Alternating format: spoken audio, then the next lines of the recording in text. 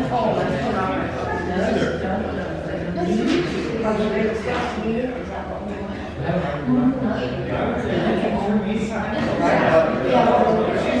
just IT right now, so.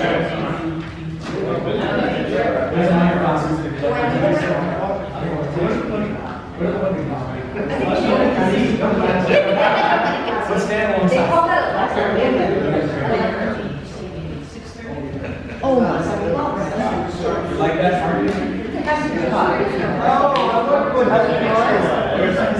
Good afternoon. Well, because I'm a mother and a grandmother and I talk really loudly, I got appointed to call the meeting to order. So I would like to have all of you take your seats now. Look at that. Commanded quiet. My name, if you don't know, I'm Susan Wiggins. I'm a council person on the Tehachapi City Council, former mayor, and I've been designated to welcome all of you today. And I don't know about you, but I'm enthralled in here. I can't believe this. It is so upscale and beautiful. It's just wonderful. And when we're done, I'm going to go look at the rest of the offices too. One more gym for Tehachapi. But it is wonderful. And I really want to thank all of you for coming. These and our EDC meetings are some of the best meetings that I attend because I get so much information from them. And I hope that you all feel that way too, that it's a time of sharing and letting everyone know what's going on in our own communities or whatever. So anyway, at this time, I'd like to turn the microphone over to Mike.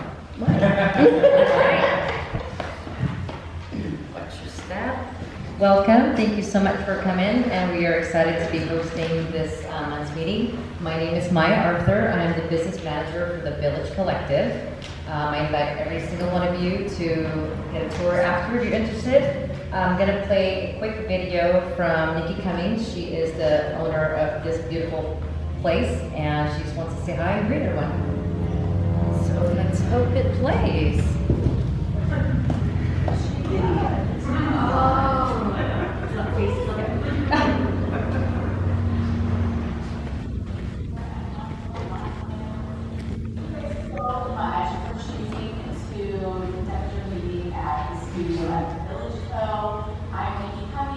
Already met Maya, and we are just so happy to have you in this space. I just wanted to shoot a quick video to share a little bit about our vision for the project. I founded the project with my husband, co-founded with my husband and business partner and life partner, business buddy Cummings.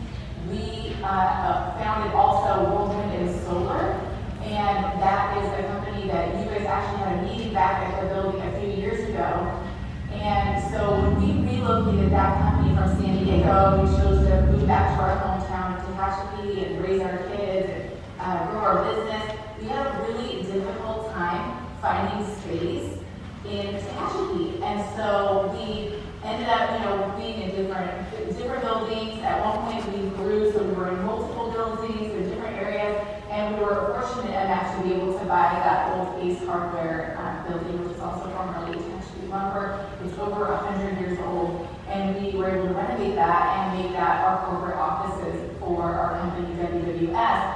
Then, right as we were buttoning up construction on that project, we found that the old St. Vincent de Paul, also the Old Town Country Market, where you guys are today, actually where you are right now, is like a parking lot, believe it or not, or like actually not even a parking lot, it was just like a back area where we could stage and drop off supplies. That building came for sale, and so we bought it in 2018, and we were like, okay, what's our vision for this space? We love the location being right in the heart of historic downtown Tehachapi. And along, in our travels, as Buddy and I were building and scaling Whirlwind, we would travel across the country to wind and solar farms throughout America.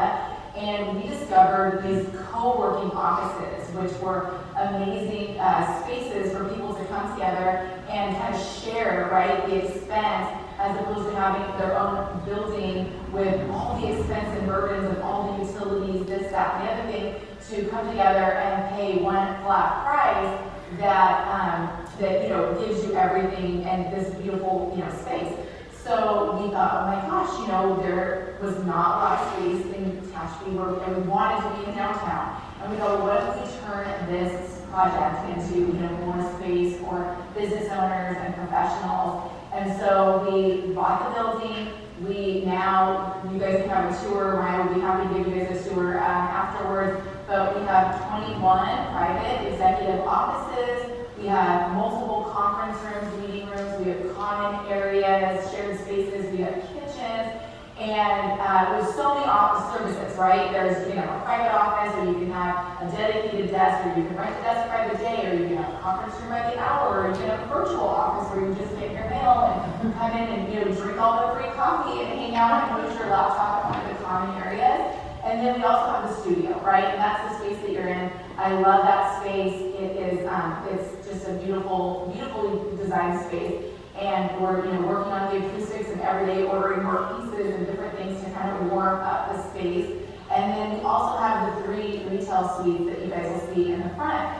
2 of those suites have already been leased out to PT Solutions. They're going to be opening up a physical therapy center there, and we have 1 space left to lease out in the retail area, and that hopefully will be a cafe. And so we're working with different potential partners on that space right now. It will spill out into the City Plaza and have outdoor dining. And so we're just super excited about the project. I thank you guys so much for being here. I thank you guys for being advocates for your communities, advocates for East Kern, and just warriors for this area. Tehachapi and Kern County is a special place. Truly a special place. And while my husband and I are now splitting our time between Florida and California, we still have multiple businesses in Tehachapi. We maintain a property there, and we love it. And so we thank you guys for coming today and being here. And I hope you guys have a great meeting. Thank you, Richard, for always being such an advocate for us and for our projects. And thank you to the city for doing the same and just really believing in our vision. And like I said, advocating for the project. And so we thank you guys. Have a great meeting, and thanks again. All right. Thank you. Okay, Richard, floor is all yours. Yeah. Okay. I'm going to switch computers here. Maybe.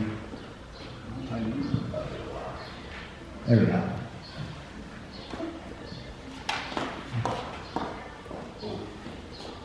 There's the bottom of the slide.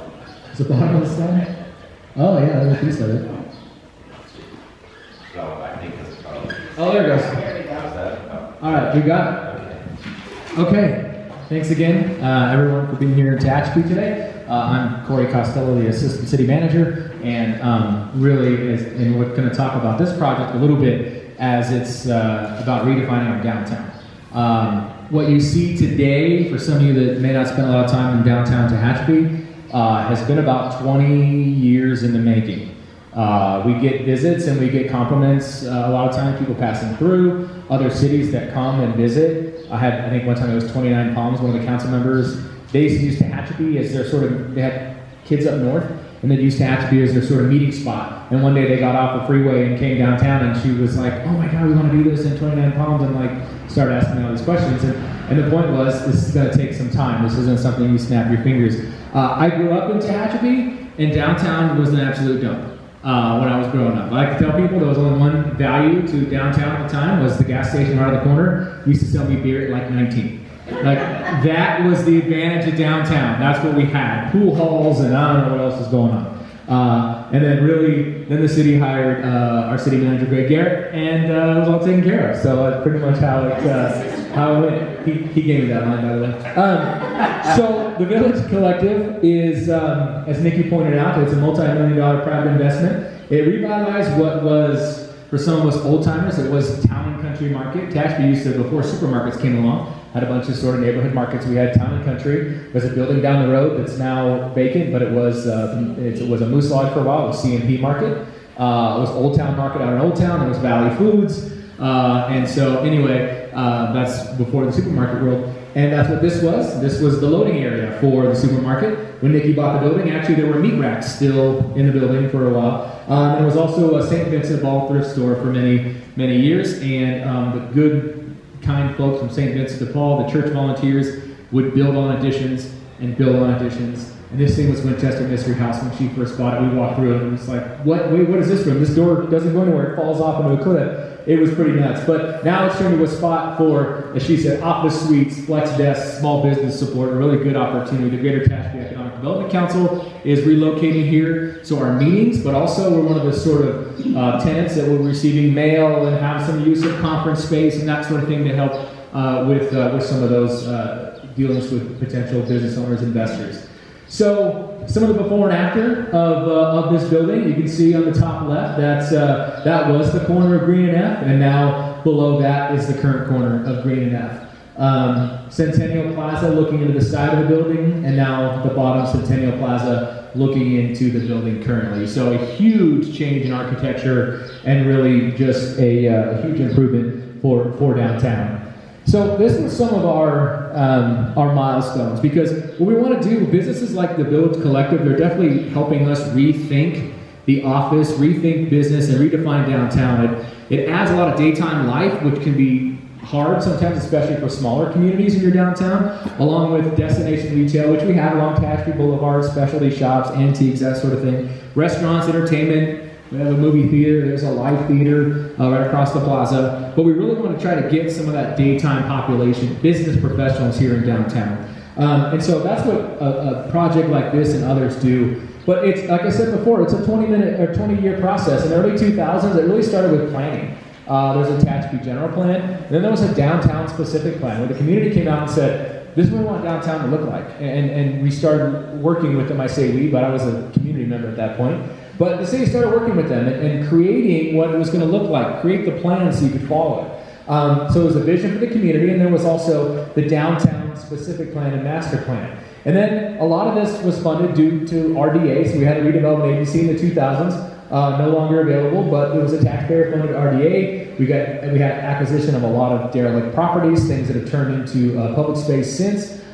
It funded public improvements consistent with the master plan. And a lot of the critical features you see, the traffic calming natures, the bulb outs, the period lighting, those were all funded through the RDA. And when that went away, since 2010 to present, we continued to make little improvements because downtown continues to shift. And so that's what a project like this is for. We have continued public improvements to meet the private investment, really focusing on daytime life and business, along with our visitor attraction and our destination status. A lot of these too are the plans dealt with zoning.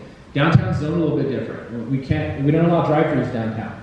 Why? Well, that's so Starbucks doesn't open on the corner right across from the Commons Cafe, locally owned coffee shop. We've been able to take a lot of our major retail and shift it to the Tucker Road corridor. That was another sort of visionary project. And so that's where most of commerce, and then downtown gets to be specific, quaint downtown, and the business that attracted here is very specific.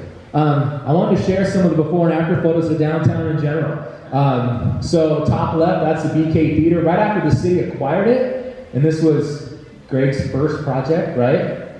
When you were hired by the city to rebrand. So that BK Theater, it actually, what you see at the bottom is kind of what it looked like in the 1960s when it was a movie house. And then it became a Moose Lodge after the movie house closed. And they had a really rowdy night one night, and a fire started, and the rest is history. And so the city bought the building and turned it back into a theater, but this time it was a community theater. And so that is operated, as many of our downtown assets are. It's operated by a nonprofit, the Tehachapi Community Theater. The city owns the building, and they have a lease to put on the plays, and every once in a while they will, per their lease, they'll go out and they'll make an improvement to the facility. The water tower, which is iconic now, in 2003, as you can see from that Kodak timestamp on the bottom right of the photo up there, it was not iconic, and neither was Railroad Park, which stood around it. That's what it looks like. It looks like today compared to just shy of 20 years ago. This is the bottom left or top left photo is right out here. The building on the corner is now our development services building. It was a sheriff's station at the time. That's looking down Robinson in '03, and then that's looking down Robinson, basically yesterday when that photo was taken. Same thing, that's F Street, so City Hall is still left in that top left photo. A couple old houses were there. Those were demoed. Now today it's a public parking lot and green space for the community. That, right in front of the rail depot, this is looking down Green Street, which is a very popular street for special events these days. You can see up in the early 2000s what it looked like, right as they started renovations, and then that same look today. And even on the photos on the right-hand side, that was 03 construction. And then look, even these days we're making improvements. This was actually yesterday, they were finishing some safety bollards because this is our farmer's market street, and this is a driveway to a gas station, so we wanted to make sure that somebody couldn't leave the gas station, get confused. You see those stories on the news, someone gets confused and drives to a crowd. So over the years, last few years, we've been adding bollards. I think now we're completely got green street surrounded for special events, so it'll be safe. But we're still making improvements. This one is right outside here, so right sort of kitty corner. That is in 2003, it was an old First Interstate Bank that was closed by then, and that's the front of this building now. And then the bottom, you can see what it looks like. And the big one is the train depot, which is a pretty big gem. Another one of those nonprofit partnerships operated by the Friends of the Tehachapi Depot. You saw what it looked like, and then what it actually looks like today as a museum. Before, it was just the Santa Fe Railroad sort of drop yard for things. And so, again, it's an iconic piece now, and it's taken about 20 years to get there. And then this building. So that is F Street looking at the side of where we're at right now in 2003, and then you can see just a small drastic shift to what we see today. Different trees, and of course, we were in an alley that was used as kind of a dumping ground for stuff, and now it's this big, beautiful building. And then Greens, this is the corner of Green and Tehachapi Boulevard. Initially, in the top photo, we had a big flashing like red light downtown, and that was it. And you can see the improvements made on the traffic calming, the compass rose, the bricks, all that good stuff, the street signs. So a lot of improvements make downtown a lot more special. So what we're doing now is trying to, this was the WWS building that Nikki referred to earlier. And so one of those investments that we're trying to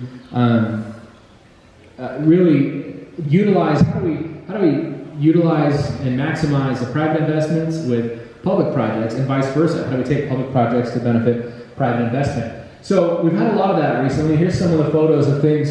You know, in 2018, Wesleyan Brewery came online. They're right across the tracks at H Street. And we had another property purchased and is being renovated, about to be open as a sort of wine tasting room style place on H. So we kind of extended the downtown to the H Street corridor, but the problem was it was across the railroad tracks. And railroad tracks were bumpy and it wasn't very pedestrian friendly. So we got a grant from to work with the railroad to create the Safe Pedestrian Crossing project. Every pedestrian crossing in downtown was renovated, specifically the one in Green Street, by the rail depot. So it was bike friendly, pedestrian on foot friendly, wheelchair accessible, nice and flat, more welcoming to walk across the tracks and get to somewhere like H Street. Downtown, we put a big Christmas tree out in front of the depot every year, have a big tree lighting, farmers market, special events.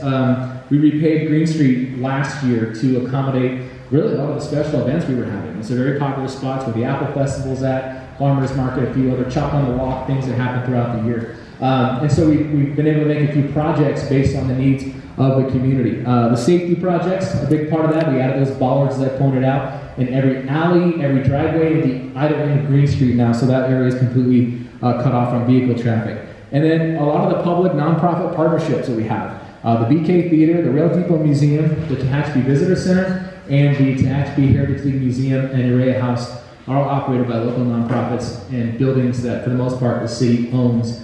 And so they operate them on our behalf with a pretty much no dollar lease, and they make improvements as necessary. A big part as we continue to evolve is to be able to embrace new business ideas like a co-working space and that sort of thing. To think about what it brings to our downtown. When Nikki had brought up this suite out here down the way, becoming PT Solutions. They're an Atlanta-based company that contracts with Adventist Health for their physical therapy services. So Adventist have all their physical therapy patients come here to downtown. And she called me and she said, I have a lease, but I'm just worried that you're not going to like it because it's not really exciting. And I'm, well, what is it? And she said, well, it's physical therapy. I wanted it to be more special for the city. And I said, no, that's fine, because that's going to bring people downtown during the day for appointments. They're going to go have lunch across the street or one of the other restaurants, and they're really going to, so it's going to bring more life.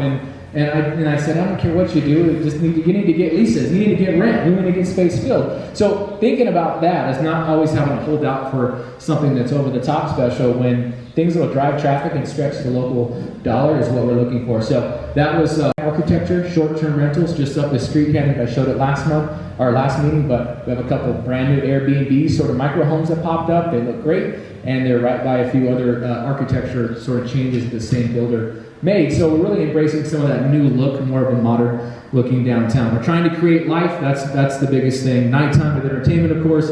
Daytime with business that brings people downtown, and they become customers elsewhere. So each one of these is very important, and it's an ongoing process. As we see the front of that Village Collective, this is really another step in downtown as we redefine it, and it's been a lot of public money, but it's also been a lot of private investment as well, and kind of merging those two together to create what is this downtown we have today. Has been a very long process, and I think we're really starting to reap the benefits. So that's it for us. Thank you so much for being here, and as they pointed out, Maya's going to give tours of this entire, there's way more of this place on the other side of the wall. So afterwards you can take a look at it. So thank you very much.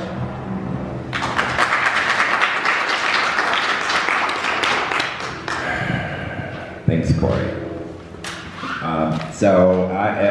Actually, let's do introductions. Richard Chapman, Kern Economic Development Corporation.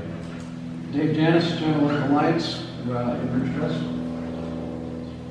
John Joyce, Roseman News. Hal Aaron, Aero Development. I've been doing business in Tehachapi since 1961, and I developed 2 90-knot tracks in there. Cherry Lane Estates and City Park, right across from City Park. Parkview Estates. And I plan on staying here a long time.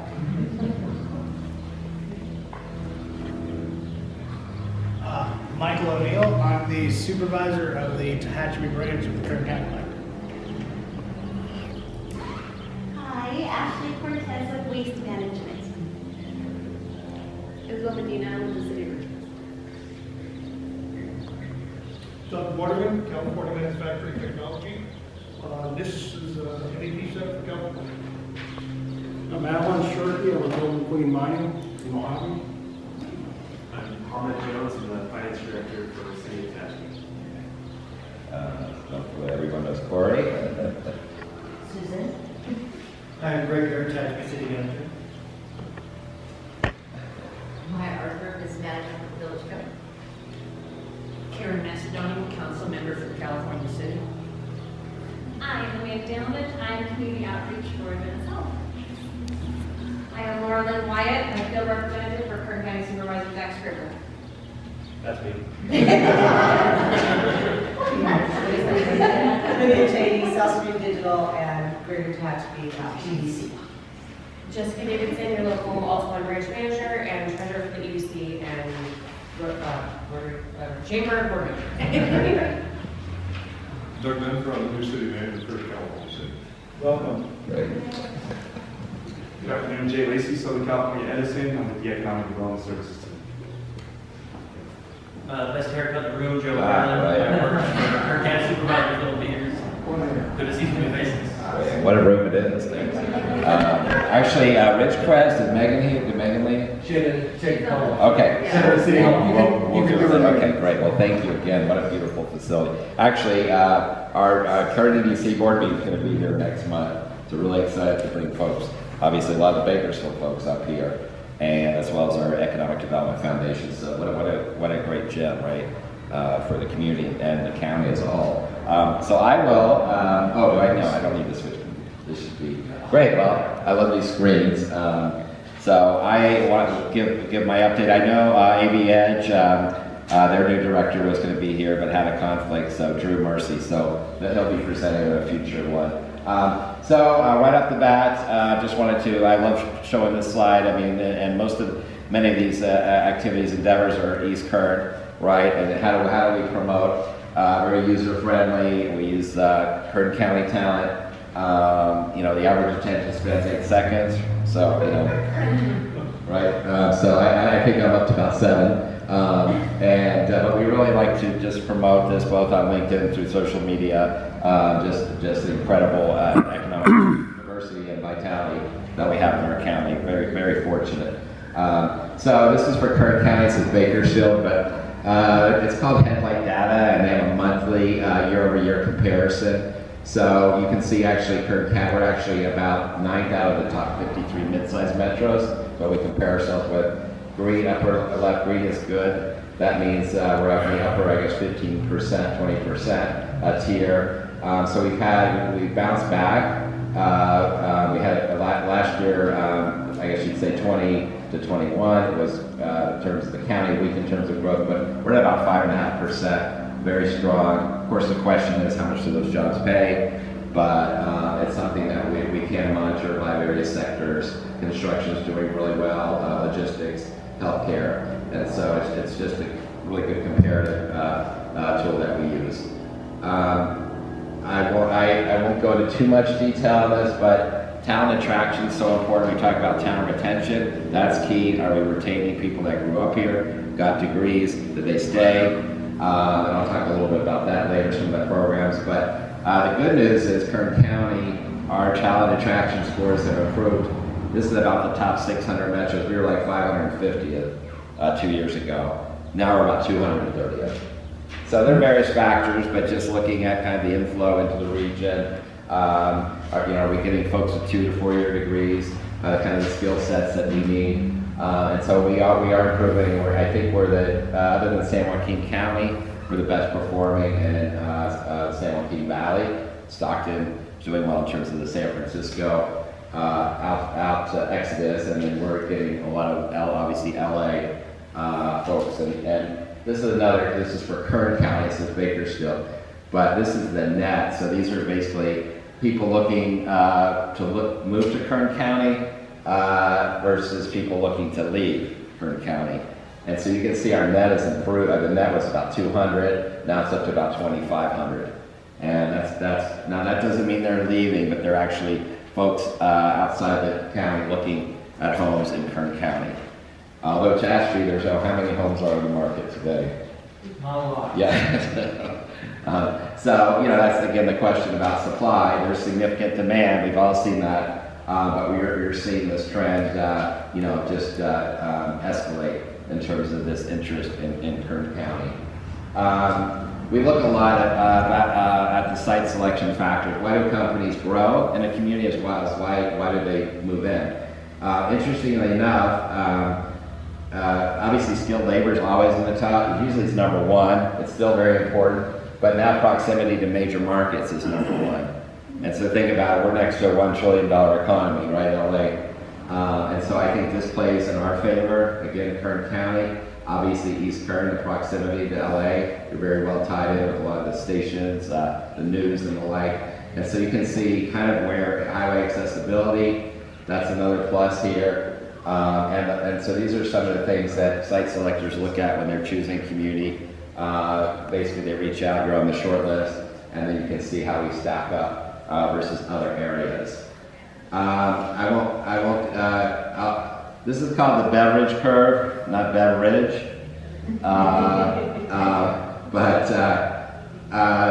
And the shocking part about this is, so the upper, I don't think this red thing works, but the 2020, May 2020 to March 2022, that's the uppermost curve. And basically it goes from right to left. So what it shows is we have an unprecedented number of openings, job openings. This is for the country.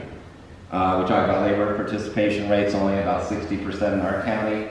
And so this is pretty much unprecedented, the number of job openings. And we're all experiencing that, right? We talk about retail, we talk about other industries. And so this is something that, it's a generational thing. Obviously COVID, we had the Great Resignation, but employers are dying to grow. And, but they need folks that show up on time, don't ask for a promotion within 2 weeks, that are going to be, and then, their upward mobility doesn't happen overnight. And so we can all, I'm sure, tell stories with public and private sector. But this is something that, talk about automation, right? The drive to automation. One of the reasons is the lack of available workforce. So one of our new, you heard about the B3K initiative. Well, one of the opportunity industries that we are leading the charge is advanced manufacturing. We've already done that. That was on our strategic plan. So we created the MAG, which is Manufacturing Alliance of Kern, and it's basically an advocacy, much like a trade association, but it's led by manufacturers throughout the county. And we have Rio Tinto is involved. We're seeking to grow that. But we had our first meeting with about 8 to 10 manufacturers. And so this is something that, how do we grow that base? And you hear about projects now in East Kern, significant projects in the manufacturing side. These are high-paying jobs, right? Upward mobility, that stability, and so we're very excited about how do we get these manufacturers and address their issues, workforce and regulations. That's it, right? The main two. How do we make sure that the 2 4-year degree and high schools are providing the workforce that they need? Energy Week. I know you get KGT here, right? Attached. So they did Ag Week a little while ago. Kern EDC sponsoring Energy Week, so that's going to be, we're recording next week. And I don't have to tell you all how important the oil and gas industry, obviously it's energy as a whole, and we know that we are the energy capital of California, but we're really talking about mainly the importance of oil and gas in Kern County, not just for our region, but for the state. As I always say, we have 6 to 7 to 8 legs of the stool to say why energy independence and local production is good. But we know that we need to educate the general public. We all know that we import, 75% of our oil is not from California. It used to be 5%, but we cannot assume that a person on the street knows that, even if they are from Kern County. And so our goal is to really educate the public about the importance of oil and gas industry, not just for jobs, but for tax base, and going down the line for the important reasons for that infrastructure, et cetera. And of course, big event coming up in OSU, we're going to lightning in a bottle, right? Oh. I'm actually not. That actually, I think so. That's in your district, right, Zach? It is, yeah, along with.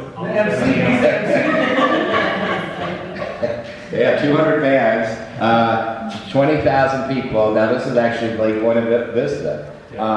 They came, kudos to the Board of Supervisors. They were looking for a new location. They came in 2019. We did the economic impact study, about 6 to 7 million. But the qualitative impact was amazing. We got comments from people that were somewhat hesitant about coming to Kern before, and we read what they said after. And it went from basically 3 out of 10 to 9 out of 10. One person said it even saved their relationship, so. I have a friend who went to that, and he had gone to all the other ones, and he did say that the one in Buena Vista was the best one. I just want to add a little bit, I don't want to get you off your group here, but the first year that we had that back in 19, we weren't able to give them Memorial Day weekend because there was already something that was there, but that's traditionally when they have the event. So I think there's only about 18,000 people that attended, but they fully expect now that they're back on the regular schedule, obviously post-COVID, so there's some pent-up excitement, I'm sure, amongst their regulars for the event, that we're going to get into that 2025 or even more thousand range, which we can totally handle.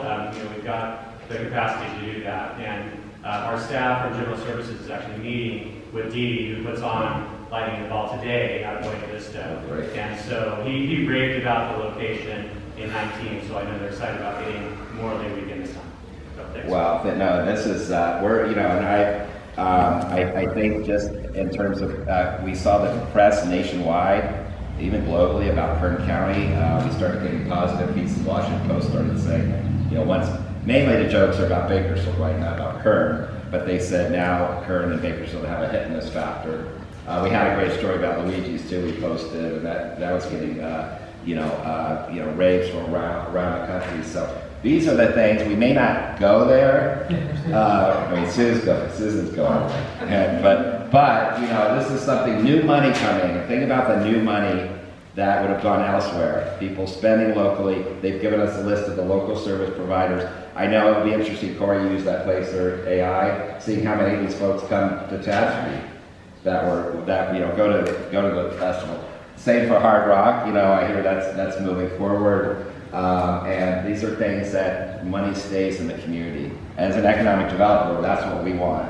And Kern County has a rich music history, so I only know 3 of the bands or 2 of the bands out of 200, but take a look at the LIB. It's called LIB Festival, which somebody says, is that a political festival? But it is libfestival.org. So check it out and then let me know by the end of the meeting how many bands you know. And the foundation, just a couple of things. So we had our symposium, Career Expo. We partnered with Kern High School District at CTEC. If you haven't been there, it's an amazing facility. We had about 2,500 kids, 120 employers. Stu Witt spoke. We had also Mira Flores. We had 2 East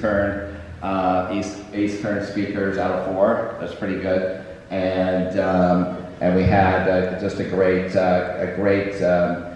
day of STEM jobs in Kern County and the possibilities that we have locally. So that's we're going to do that again next year at the facility. And then Kent, we have our foundation. We have an initiative to basically create paid internship opportunities for the next generation of the workforce. And so we want to retain talent. Well, guess what? 70 to 80% of employers that hire interns end up hiring them permanently. So talk about a great way. You have the student come in, and after a couple of months, you're like, this is a good fit, and so forth. So we're also going to be promoting existing internship programs that are already in the county. I know I was talking to China Lake. They have about 3 or 4 internship programs, so we're going to promote those. So stay tuned. And we had a competition. 16 to 17-year-old kids designed this logo and called it KIC, right? So kickstarting careers. So this is just amazing. The potential and what these students are capable of. And then we have as a KIC flyer. Our first year, we're going to partner with the high school district on the VOCAD. VOCAD is so important, and they have about 30 to 40 programs from welding, robotics, logistics. I'm so glad that VOCAD is back in the schools because we have a brain of America. We have people, electricians, etc., that are retiring, and these are $100,000 a year jobs. So who are we to say, the career pathways that folks need to follow? There's so many different ones. So that's exciting on that end. And then micro enterprise, I talked about that. We're partnering with the various nonprofits and Workforce Development Board. We're trying to find local companies, less than 5 employees in your communities that were impacted by COVID. I'm sure most people were. Literally, it's a $2,500 grant, not a loan, and it's a 1-page, 2-page application. So, but we haven't found enough applicants, right? We have 370 grants available. We've only had about 50, but maybe 100 or so that have been approved. So that's a pot of money available for these small enterprises. Our market overview just came out, and looking forward to coming out here next month with Kern EDC. So let me know if you need hard copies of this, and thank you for your time. Kelly is going to come, SBDC, he had a medical emergency. So I will go to District 1.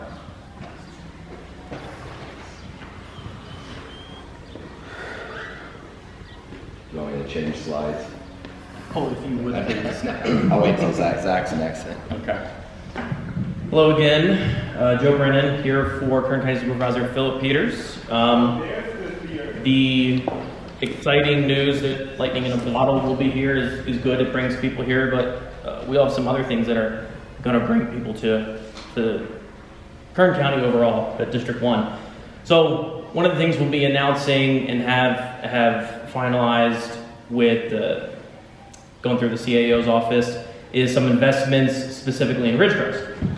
So in East Kern, we're getting a total of $1 million for investment for our parks and recs out in Ridgecrest. Specifically, would go between 2 parks. and that'll be Leroy Jackson and Petroglyph Park. We're going to do some new playground. We're going to do a surfacing project, new shade sails, a couple things to really update them and bring them into a more modern look and further investment. And that's kind of a lot of what we have going on. We have some investments in Ridgecrest. So if you guys are not familiar with how the districts are broken up, District 1 is a little bit of Bakersfield, but up into Kern River Valley, Lake Isabella, and then over in the Ridgecrest. So some of the things that we have going on in both areas with respect to Kern River Valley, Lake Isabella area, Kernville, is that we also have some public works projects going on. If you guys haven't visited the area, the fishing derby is going on for our anglers. Anybody here? So, great fishing derby. They just restocked it right before Memorial Day weekend, so you've got plenty of fish to choose from. In fact, upon the request of my fisherman wife, Mother's Day, we spent the day up there with the kids and didn't catch anything, but there's definitely some good spots along the river, so if you can get over there and check out what's going on. We've also got, we're going to have a grand opening. We're going to finish a new bike path along Lake Isabella Boulevard. This is a project that was at the request of local residents and the Chamber of Commerce from a few years back, but it's finally getting done, and we're going to have a ribbon cutting here on June 23rd to open that. And it's an exciting time. We've got that going on, a few other projects. And the emphasis is really on taking the opportunity that when funding comes available, whether it's state grant funding, federal funding, you take the opportunity. So we're actually pretty excited about what that investment is going to look like in bringing some more folks out to those areas.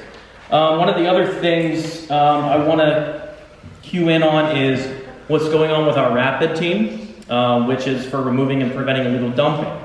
I will say that illegal dumping has increased due to COVID and subsequently other factors, but just want to give you some numbers so that you understand how much this is kind of a focus for the county.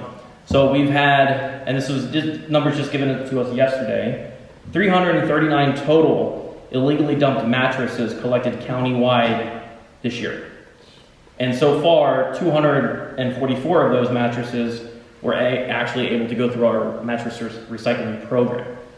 So these are pretty significant numbers compared to previous years, but I just wanted to give you kind of an idea of how much effort and focus is put into those.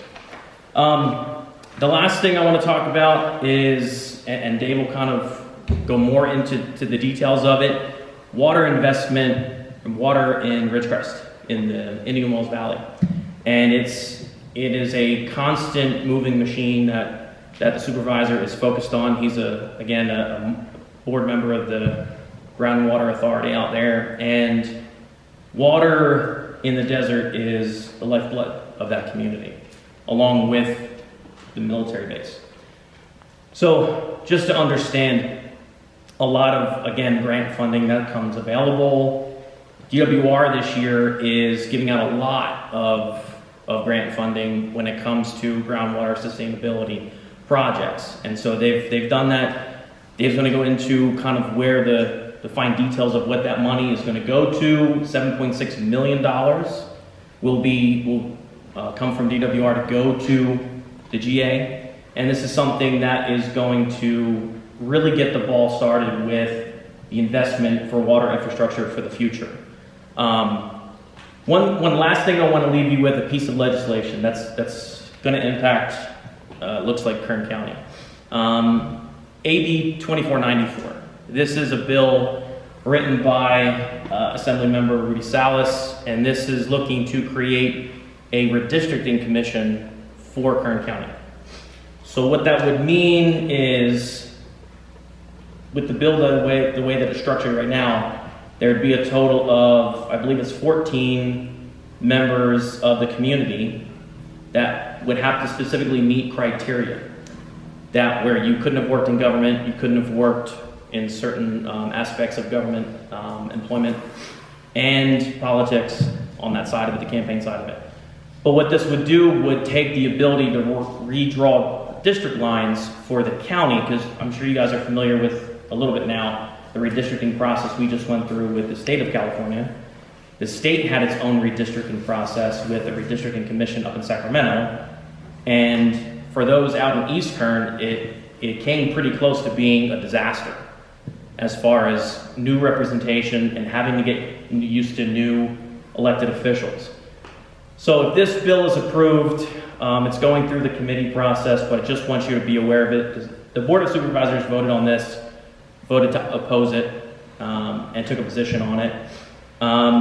This is something that is important to the residents of Kern County because it takes a little bit of your ability to have a say and misplaces it. Now, there are a lot of groups that want to have a say in this, some outside authorities, local groups that really want to direct the county in a different direction. So I would advise you to be a little bit more aware of this bill. Again, it's AB 2494.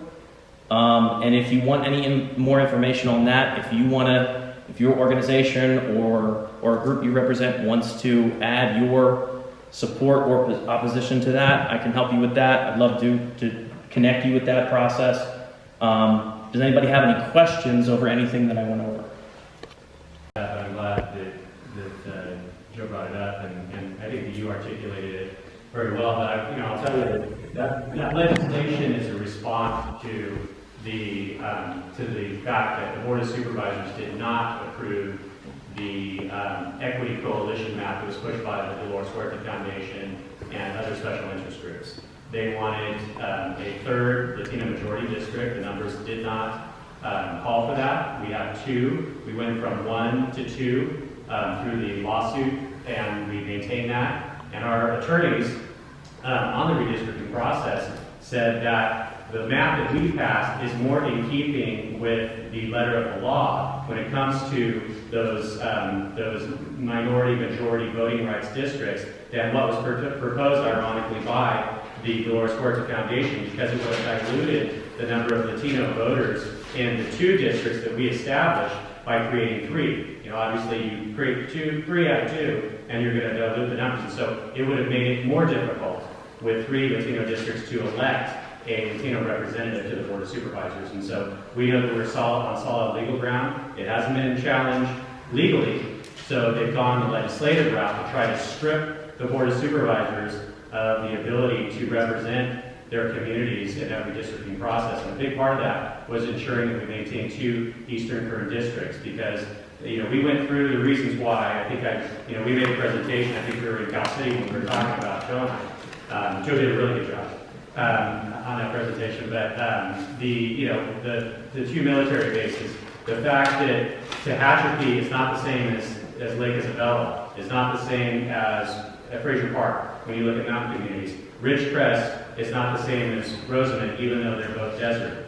2 different military installations, 2 different branches of the military, etc. So we know we made the case, I think, very effectively on why we needed to maintain that. But their goal, obviously, is a political agenda. It's to change the makeup of the Board of Supervisors. They don't like the fact that we have the representation that we do on the board. And so, yes, East Kern needs to make their voices heard with this legislation. It's been, unfortunately, flying through committee, party line votes. We do have lobbyists that are engaged, and so we're hoping that we can talk some sense once it gets to the floor. But this is the time to engage when it's in. Now it's going to approach. When it goes to the floor, we're going to have to get those comments on the record. Hopefully, our representatives will engage and vociferously oppose it, and then it'll go to the Senate. And I don't have any confidence that the governor would reject it. So we need to make the stand now. So thanks, Joe, for bringing that up. We may have to keep doing it during the year as it goes into the Senate, et cetera. So yeah, please get informed on it, read the letter, and use the portal to input your own letter if you feel the need for it, I do, my group does, our city does. And bear in mind, this bill, say this bill passes this year, gets signed into law, it'll be kind of a sleepy occurrence because redistricting doesn't happen until the decennial census occurs in 2030, and then 2031 will be when the lines are drawn. And so this is the time to engage, because once it passes, it's going to be in place, and there isn't any way to turn back at that point. And so we'll be stuck with this commission that, as you said, it'll be difficult for us to get a big number of Eastern Kern representation on that commission. This will, in my fear, be dominated by folks in the valley that don't have our best interests at heart. And one of the final points on this, so as far as maybe what you're thinking is, okay, what other counties are having to do this? The only bills introduced so far, and it's by specific county, it's Kern County, Riverside, LA County already has one kind of, and there's 4 counties in total, but there's an arbitrary population number that they came up with for this of 500,000 or more. Just for your understanding, there's a total of 11 counties out of 58 in California that would qualify for that. So this is obviously a specific target. Kern County is on their list, and it's specifically in the Central Valley. And it's the special interest groups, the Dolores Huerta Foundation, that are looking to do this. It's a power grab attempt. Carte blanche. And it's been in a long line of succession of these efforts to do this. They didn't get it one way, they tried it, and we're going to play whack-a-mole with this, but what we're going to try to do is stop that process as best we can. And anybody else have anything that they want to ask about that, or not sure? Okay. I'm going to stand over here. Is it short before we go? Sure. Thanks. Okay, well, Joe mentioned, well, first of all, good afternoon, everyone. It's a pleasure to be here. Joe introduced the topic of parks, and I'm going to talk about that too. I have a PowerPoint, but I did want to hit a couple of things first. He talked about code compliance, very important quality of life issue, also an economic development issue. The character of a community has a lot to do with who wants to come and move here to live and work or bring a business into the county. And so I'm really pleased to report my district being as large as it is, it's over 40% of the county landmass wise. We were struggling with essentially one full-time code compliance officer to go from Boron to Taft. And so now we have added a second code compliance officer for District 2, and so we're going to have one person that's going to work on the east side, and another code compliance officer that's going to work on the west side, and so they'll be able to focus and coordinate. We've also had a lot of good discussions with the code compliance team for the city of Taft, because there's a lot of county unincorporated, and a lot of times folks don't pay attention to jurisdictional lines, and why should they? They're busy with other things. But someone could go and complain to the city about something occurring in the county, and vice versa. And so we're working hard to get more coordination done there. At our common interest meeting, there was discussion about us doing the same thing for Tehachapi. And so the extent to which we can collaborate and coordinate and help with reporting, I think that's going to be better for everyone. That could be the same for areas around Cal City that are county areas that have code issues as well. Want to say something real quick about public safety. Once again, people don't want to bring their business to a community or live in a community if they don't feel safe. And so we just graduated another academy of deputies, 30 deputies that will be out on our streets after they go through their preliminary field training. And we've done some things, I think, strategically in increasing deputy pay and lateral bonuses for folks that come from other agencies to help us bolster our numbers. I mean, we recognize, and the sheriff, talks about it too, that we're down in our number of deputies. It's not a matter of pay or money. The money is there. It's just difficult to get people to want to go into law enforcement anymore. And nonsensical slogans like defund the police that was pushed by the left is one of the big reasons why people don't want to be in law enforcement anymore. And so we in Kirk County value our law enforcement We respect them and support them, and so we think that this is a place for folks in law enforcement to want to come and live and work because we appreciate them here, unlike a lot of areas of the state and of the country. So I'll go ahead and bounce then to parks. I don't want to take up too much time. So Joe talked about the Arka funding, the $1 million. Each district got that funding. So that was the federal stimulus for COVID-19. The county received about $157 million. $30 million of that went to forgivable loans for small businesses and nonprofits to help them through the COVID shutdowns. We used about 11, well, it could be actually more than that now, 11, 12 million dollars to hire traveling nurses to staff our ICUs throughout the county's hospitals to assist with the patient loads that they were seeing. But we programmed $1 million for each district, so $5 million total in the county, specifically for parks.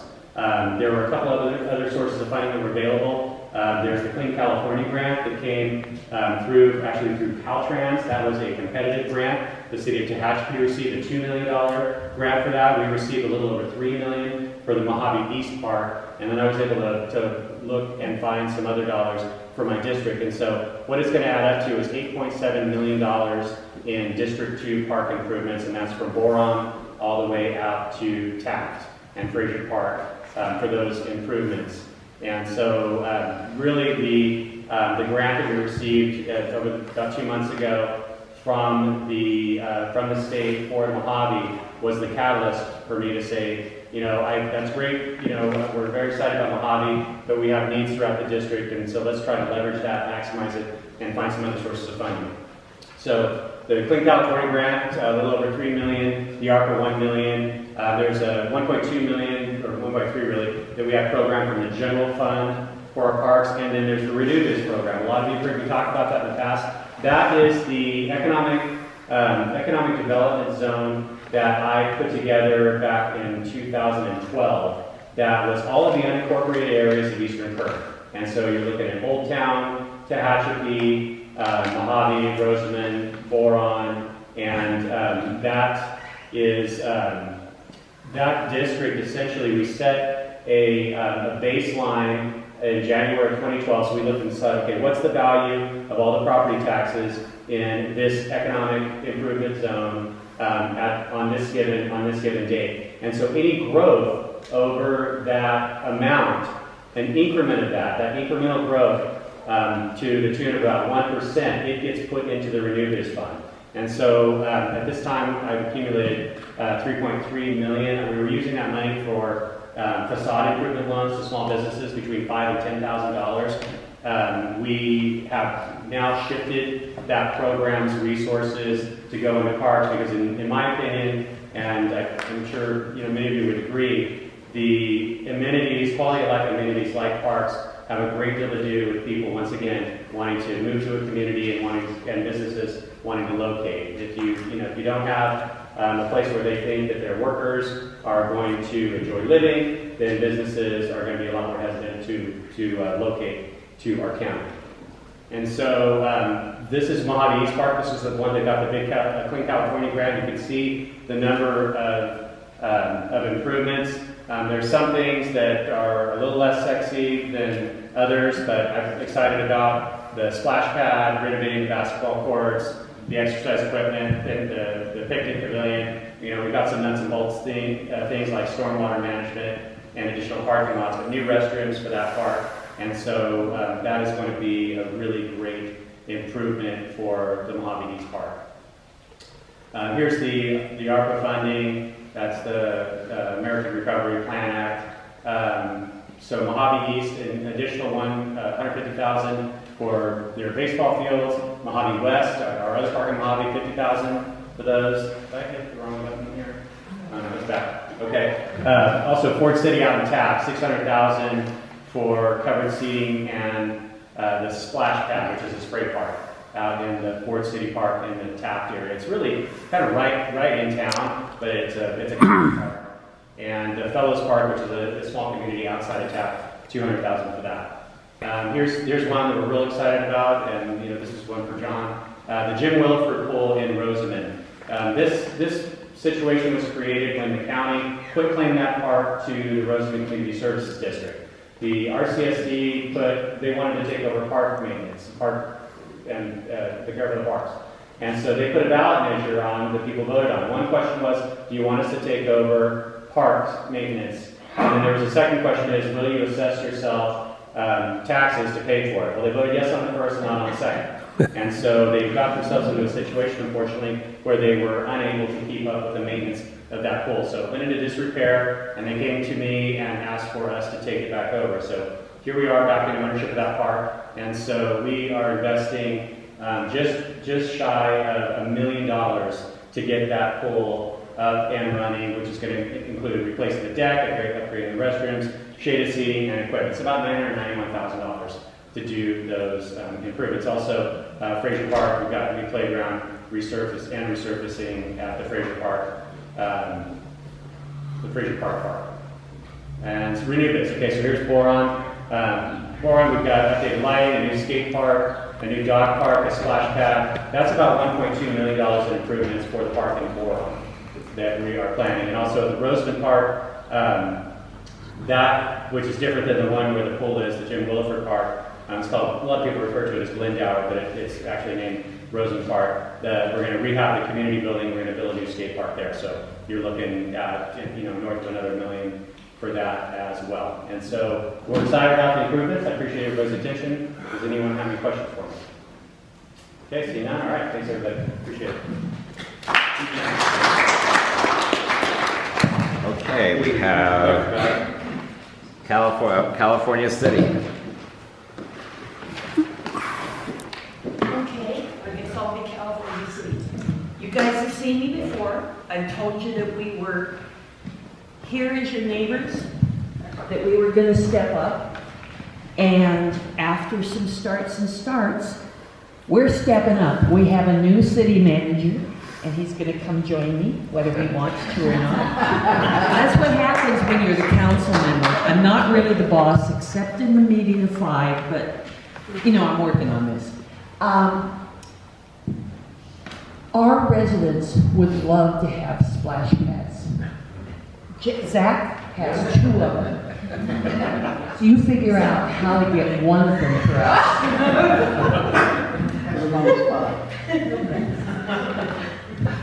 I think we're joining the game a little late to go after any money. But Are you like about 2 weeks in and you're? I'm not even 2 weeks in. Okay, so you can I started last Monday. So yeah, I'm not being asked for a splash pad now. So I come from a small town in Central California, Gustine, California. It was 2 square miles, but we had 18 to 20 projects going on simultaneously. So coming here, obviously I have a lot of room to play with 205 square miles. So yeah, we're going to be trying to change around and do some things different in California City. Actually get us on the map for good reasons and get some improvements in there and get the council support. They asked me to come in and do some changes, and so hopefully you'll see that incrementally and some drastically to make sure we're doing some standard operating procedures and everything. But I want to thank the council for hiring me and giving me the privilege to be there, and I'm looking forward to working with all of them. So thank you.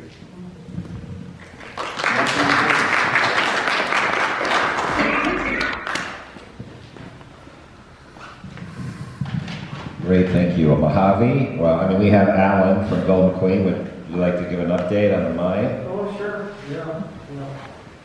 So, the mining business is a challenge. And so we're dealing with a few of them at this point. Like a lot of you, for us, finding good employees, high rates of attrition it's brutal on business. The competition, keeps growing and so forth, but, fuel prices have killed us. We're very energy intensive business. Our fleet is big yellow iron that, chokes down 15,000 gallons of fuel every day to, literally, tens of megawatts of energy to run the plant. So, those are big cost components, but, most recently the gold price has been affected. So, we're in a Band-Aid and baling wire and, cutting costs, mode at this point. I know businesses in general share a lot of the same challenges. So, Other than that, things are good. We still have fun and produce quality. Next time, and be more interesting if you bring a bag of samples. Oh, yeah. Here. Well, it does. Okay, well, thanks on that. We have, I believe, Ridgecrest. Kern River Valley couldn't make it today, so we have Megan. Are you going to do a tag team? Go ahead and start, Megan. Okay, I'll go up to meet Dave up there. So I apologize, I'm in between meetings, so not a full presentation, but. So Ridgecrest has a lot going on. I am currently working a lot on the SB 1383, the organics trash implementation, so we're continuing our negotiations with Waste Management. Hopefully be bringing that franchise agreement to council here in June or first meeting in July. So that's moving along. Economic development is booming. We just had our Chipotle open yesterday. It's packed.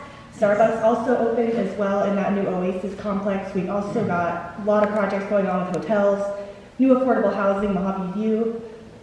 So much going on. So we have been working on our website, keeping that updated, as well as our social media outreach and public outreach. We have our other analyst, Isabel Medina, here as well. If anybody hasn't met her yet, she's here with the City of Ridgecrest as well, helping with our public outreach. I'm going to pass it over to Dave here because I know he wants to talk about Measure C and some of the base reconstruction efforts. So I'll leave it at that. If anybody has questions, though, feel free to find me.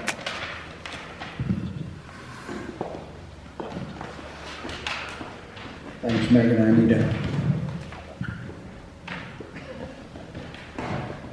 How long is my leash? You should know. Oh, it was second. Okay.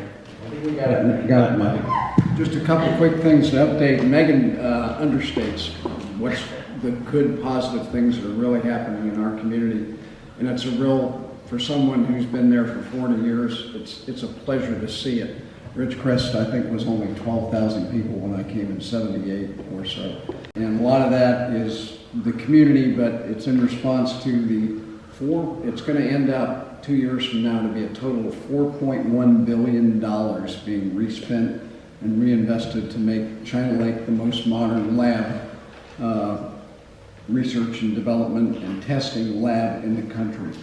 And it's got a world-class workforce, and we haven't necessarily had a world-class community outside of the gate because of the history of the way the community grew up. There were only 30 families in the entire Indian Wells Valley when the Navy came there, and right away, within 2 years, there were 10,000 on base, and all the community was on base. And that's our number one employer. That is 85% of the economy. And our top 5 employers in the town do not pay a tax, top 5. So we have a tiny general fund to develop the infrastructure. In the 70s, the Navy started kicking the civilians off the base, and the town really blew up, but it had been designed primarily as a bedroom community, if you will, and didn't have the amenities that you need for quality of life, and that's key to supporting a world-class technical workforce where you compete with Silicon Valley, and that's one of the major competitors for us. So all these quality of life things the city has been focusing on for a while, focusing the communications effort to get it out there, and it's outstanding. The last groundbreaking was already held for all the construction projects that are going to take the next 2 or 3 years to finally complete, and the first ribbon cutting ceremony will be in September from the first project that began. Those major construction efforts were $2.4 billion, and then outfitting them is all the rest leading up to $4 billion. So we've been looking for a lot of grants to help with the quality of life infrastructure, if you will, and now it's the schools' turn. Our schools we've got some that were built with DoD funding to assist our 3 schools, one of the high schools, the high school, a junior high school, and a grade school. The government provided up to almost $200 million now to upgrade those, and those are 5 years old, but most of the rest of the schools in our community are 87. The oldest is 87, from when the community really grew up. So we've got a bond measure going in, and we are also fairly conservative community, and what's the knee-jerk reaction to a property tax increase? we've got a citizens committee that is supporting that, and we're very positive about getting this measure in that will leverage the investments that DOD did in improving the schools and get the rest of them district-wide up to speed. So we'll have a good, first world-class school district, which we do educationally to compete and attract and retain our workforce. That in some cases, some of those older schools haven't been maintained. So an indication of the quality of that education that our school district provides is the Burroughs High School robotics team is going to nationals. That's how well qualified they are. So it's an outstanding education. Let's see, what else? Top Gun, a lot of that was filmed at China Lake, by the way. We've got a VIP premiere going. The tickets are all sold out in town, but I think that's premiered ahead of time before it appears in the theaters. Last comment on what Joe teed up, the $7.6 million. Our valley, our basin, is in severe overdraft. It's been studied for 70 years, and the best numbers we have are that we are redrafting about 7,650 acre feet per year. We are pulling out 25,000 to 30,000 a year. So we're going down, we have gone down a foot or so every year, and this is going to give us the planning money, and I'm having some my medication issues. We're adjusting that right now, so I'm running out of breath here. The planning that we needed for about $50 to $177 million project to deliver water into the valley.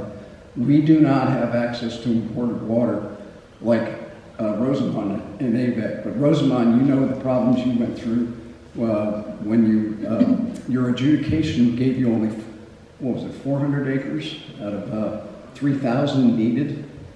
And we got at the last East Kern meeting, we heard all about that from the Rosamond folks about how they dealt with it, and that's what we've got to deal with now.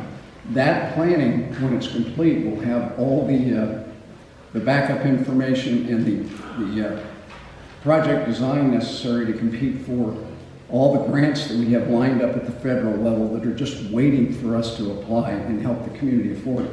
Because the tax base in the community can't afford that kind of money. And it's what we need to survive. It's the number one encroachment threat to the base. I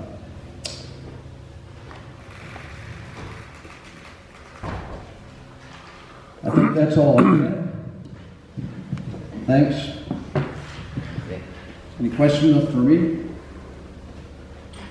Thanks, Dave.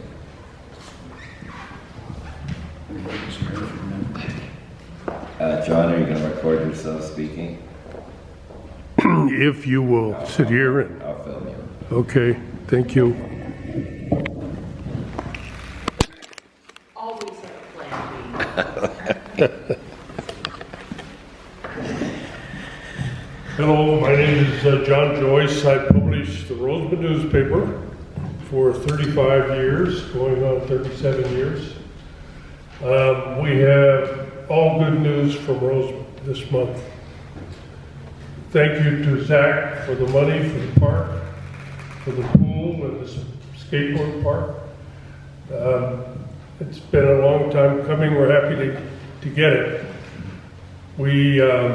Our water reclamation plant is 9 months behind schedule, but last week we got a firm commitment to have it in full operation within 6 weeks. Hopefully sooner. So when you talk about water, Roseman has a state-of-the-art reclamation plant that will be able to handle all the effluent from Roseman, put it back in the ground, and this will give us credit to make up for the water we lost from the adjudication. So that's a great benefit for us, and if it works like we planned planning to and have spent $15 million on. It's something that other desert communities could use.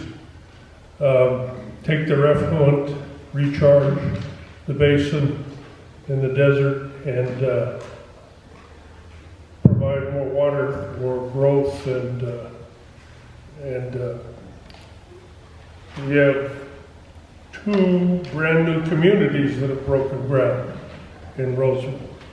The houses are in short supply, but all of a sudden, the developers have their property, which they've been holding for several years. Now they've broken ground and are starting to build new homes. That's what's happening in Roseman, and if anyone has a question, I'll answer. Have you found a replacement for Cal Perez yet? In Rosemont? I don't understand the question. Is Cal still there, isn't he? I don't know who that is. I should know. Your community services director. Steve. Steve Perez. Oh, yeah. Steve. Yeah. Well, he's there. He's nearing 70.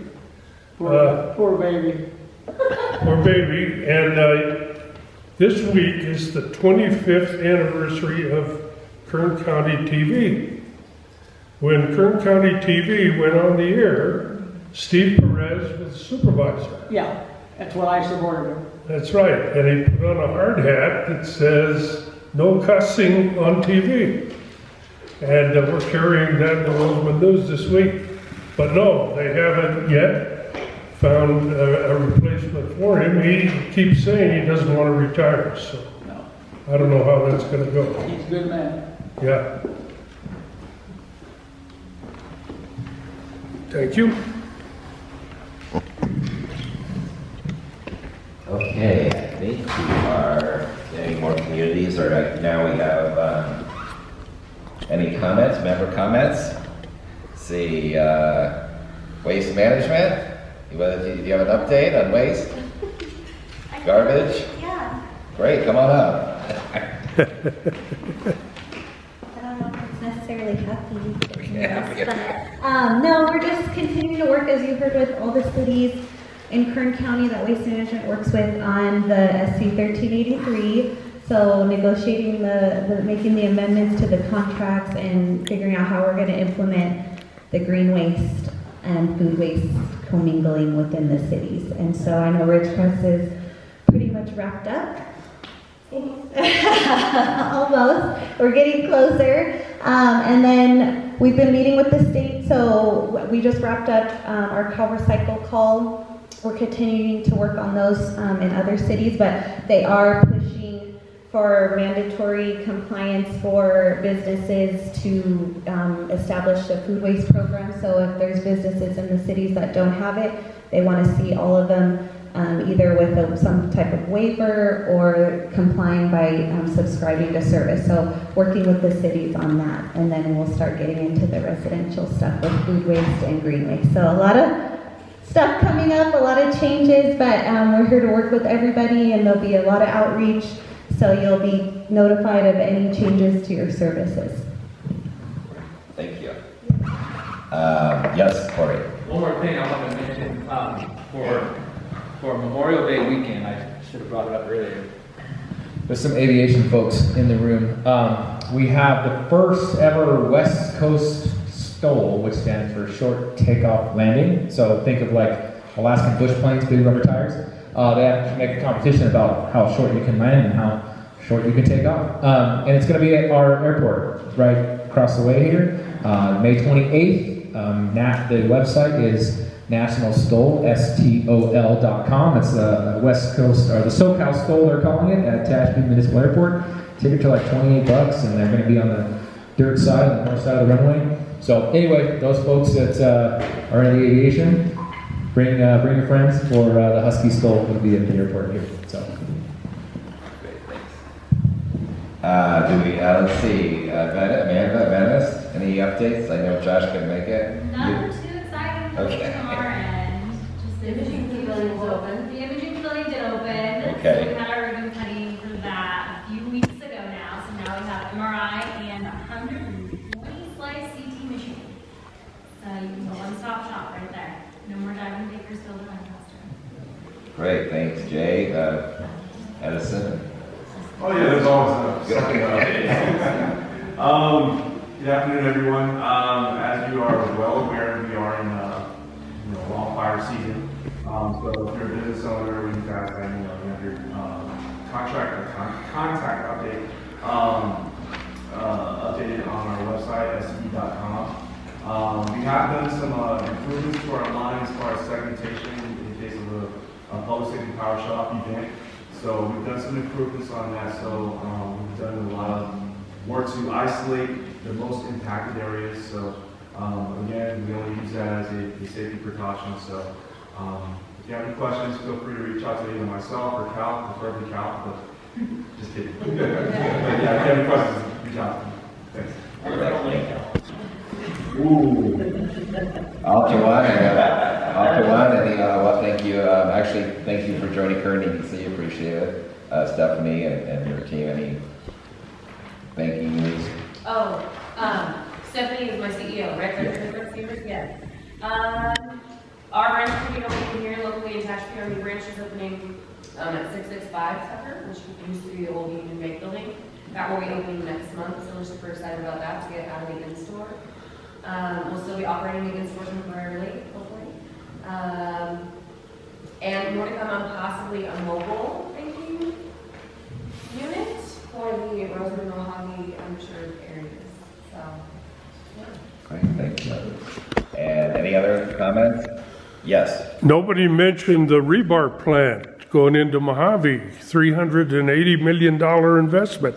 There are a lot of projects. There's $1 billion, Hydro Store has a project. Yeah. There's also the True North, TNRE. Right. A lot going on at Rio Tinto. So these current different air district, more ability to grow, right? So exciting. Right. I mean, exciting times. 380 million's a lot. And the housing costs in Rosamond are $380,000. Is that true? Yeah. Wow. While they last. Okay. Well, thank you. We're in Mojave on July the 14th, so hope to see everybody there. Mine's ready for tours. Tours. Are these your glasses, Maya? No. Somebody left their glasses? No? They don't. Are they sure, John? Yeah, they're mine. Yeah. They're mine. Thank you. Oh. Thank you. Thanks for hosting us, Maya. Thanks.